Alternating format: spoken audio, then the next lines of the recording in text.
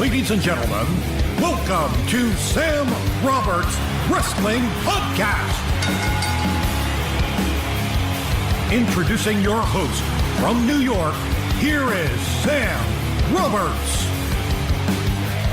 When you're telling the story about the WrestleMania match, the first WrestleMania match with Sheamus, you're going, yeah, as it turns out, he should have wrestled Rey Mysterio because we were on the pre-show. Yeah. You're Well, it's so true. aware Yeah. of what's going on. Like, Sheamus, I don't think this is a good idea. Yeah. You should not pick me. Yeah.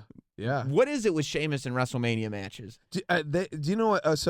When they, for WrestleMania 30, when Yeah. they told me that they, Vince pulled me into his office and he was like, I want you to wrestle Sheamus. Yeah. Like And WrestleMania 30 is the WrestleMania that you ended up main eventing and winning the world title. Yeah, and at the time I was very popular, right? Yes. Like, to me, like at worst, like third most popular guy on the show. But I sometimes, depending on the building, more popular. But it was just strange because like I was thinking like, okay, I've had a really good year. What am I gonna do for WrestleMania? And I was really hoping for like Shawn Michaels or for Triple H. Yeah. Right. And so when Vince pulled me into his office, I'd like to talk to you about your WrestleMania match. I was like, ooh, what's this gonna be?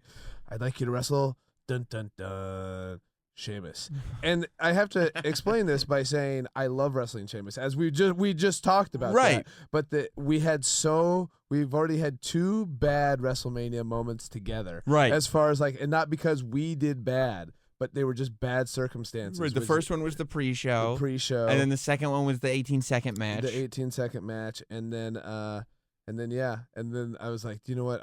The last thing the WrestleMania crowd wants to see is me and Sheamus. Right. They know what happens when Sheamus and I go to WrestleMania. Right, yeah. So was that ever, what were the plans for WrestleMania 31 this year when you ended up in the Intercontinental ladder match? Because after, they kind of had another Royal Rumble debacle somewhat with things not going exactly how I would assume they thought it was going to go, with another kind of babyface that got booed in the main event.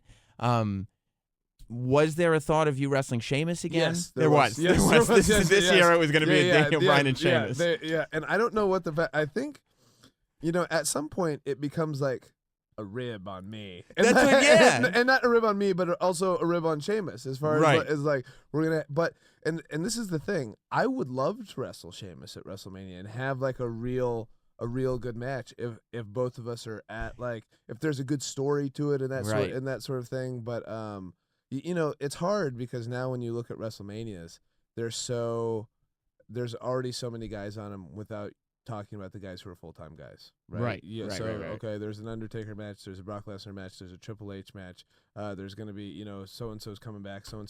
Well, then for the full-time guys, how much time is there really? Yeah, and so so then you're already looking at it and you're like, well, if I'm wrestling, this is what I was thinking at WrestleMania 30. If I'm wrestling Sheamus, that already puts me at like the 5th or 6th spot from the top. Right. No titles are on the line. And that's like Sheamus is really good, and I'd love to get that spot with him at WrestleMania because we like each other, and we also have this history together that's interesting. Yeah. But I don't know if it's a history that the fans want to see repeated. So it just if I could switch places and do more interviews and be in the main event of WrestleMania, I'd probably switch places. But yeah, it is nice to be a little more relaxed this year. Right